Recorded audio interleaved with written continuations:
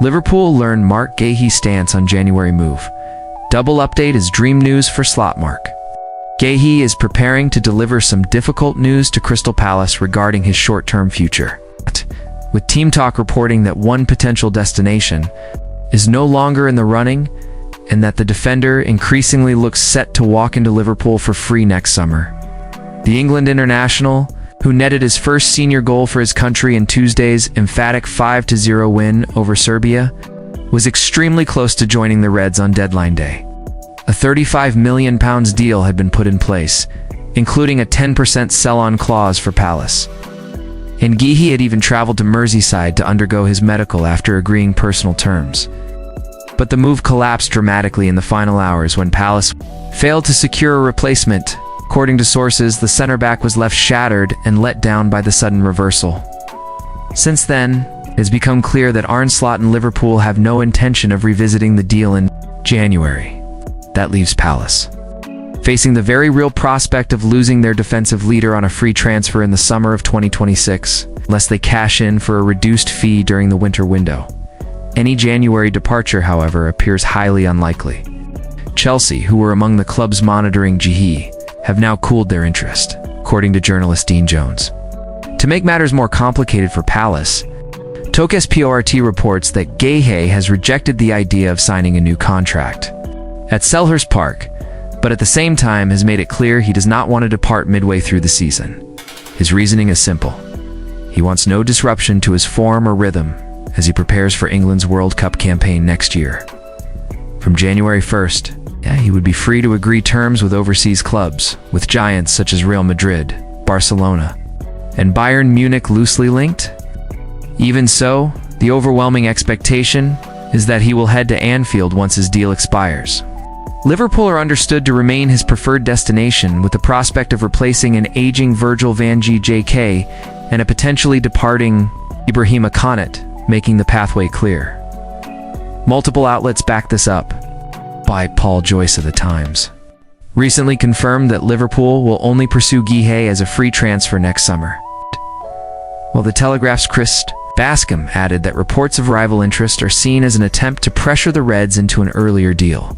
In reality, Palace may have inadvertently done Liverpool a favor by saving them £35 million and allowing them to pick him up for nothing. Meanwhile, Liverpool are also bracing for their own defensive exit. Konate is tipped to leave on a free-to-Real Madrid, with sporting director Richard Hughes reportedly considering a January sale to avoid losing him for nothing, though such a move would be controversial with Slot. At the same time, Liverpool are monitoring other long-term targets, including a rising German star currently impressing at Stuttgart. Elsewhere, Liverpool's record signing Alexander Isak, acquired for £125 million, is due to report at Kirkby on Wednesday for his first full session with his new teammates. Given that he has played just 18 minutes of competitive football in the past 3 months, it's an international cameo in which he was jeered and booked. The Swede will need to prove his fitness. For now, he is expected to start on the bench. When the Reds face Burnley as Liverpool prepare for domestic football's return after the international break, concerns remain over Mohamed Salah's schedule. Egypt missed the chance to secure early World Cup qualification after a goalless draw against Burkina Faso, meaning Salah will be forced to play more high-stakes qualifiers in October, rather than enjoy a much-needed rest. That stalemate was even more painful as Salah saw a legitimate 66th minute strike controversially ruled out for offside, a decision proven wrong by replays. At 34, when the 2026 World Cup arrives, this will likely be his final opportunity to shine on the biggest stage. Egypt need just 2 more points against Djibouti and Guinea-Bissau to secure their place. But the pressure remains high. For Liverpool, that means their talisman will continue to shoulder heavy. International responsibility at a time when managing his fitness is more important than ever. Onana's imminent exit marks shift toward accountability at Manchester United. Dander Onana's likely departure this summer signals a significant turning point for Manchester United, as the club begins shedding the weight of past missteps in pursuit of a more sustainable future. Manager Ruben Amorim has wasted no time asserting his authority. releasing 4 players whose signings had previously been scrutinized by minority owner Sir Jim Ratcliffe in a sweeping summer overhaul at Old Trafford. It's not just the incoming talent that stands out, it's the high-profile exits that underscore United's commitment to a new era of accountability. Since Ratcliffe arrived at the club, one of his main priorities has been eliminating financial waste. Earlier this year, he named 5 first-team players costing a combined £340 million and drawing considerable salaries as symbols of the club's bloated spending. That group includes Rasmus Højlund, £72 million, Jadon Sancho, £73 million, Antony, £81 million, Onana, £43 million, and Casemiro, £70 million. Now, only to remain at the club, with Onana reportedly close to a season-long loan move to Turkish side Trabzonspor. This proactive trimming reflects a new sense of urgency from Amorim and the club's leadership to restore balance to the squad. Speaking to BBC Sport in March, Ratcliffe candidly addressed the situation. "If you look at the players we are managing this summer, these are not our signings. We're talking Antony, Casemiro, Onana, Højlund, Sancho. These are legacy issues, high fees, high wages, and questionable returns.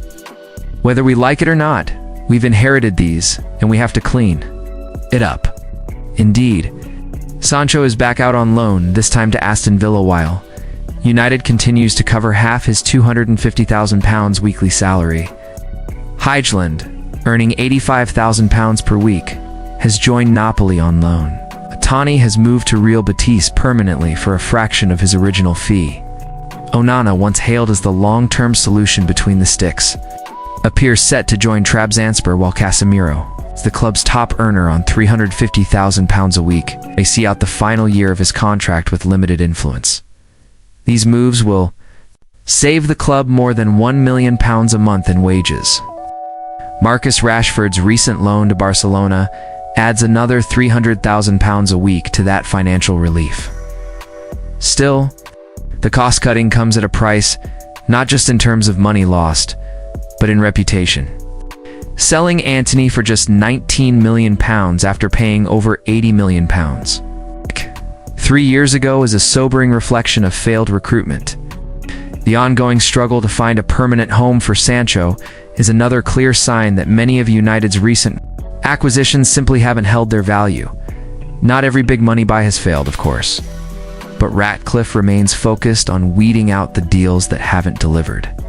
Some players just aren't good enough, and some are simply overpaid. He told the BBC, "To shape a squad we can be fully responsible for will take time. We're transitioning from the past into a more controlled, purposeful future. There's still talent in the ranks." Ratcliffe praised Bruno Fernandes as a cornerstone of the team, calling the captain a fabulous footballer. Fans will hope new signings like Bryan Mbeumo, Matheus Cunha, and Benjamin Zacco can follow suit and offer better returns on the club's continued investment in its attack. Cunha, in particular, has lifted spirits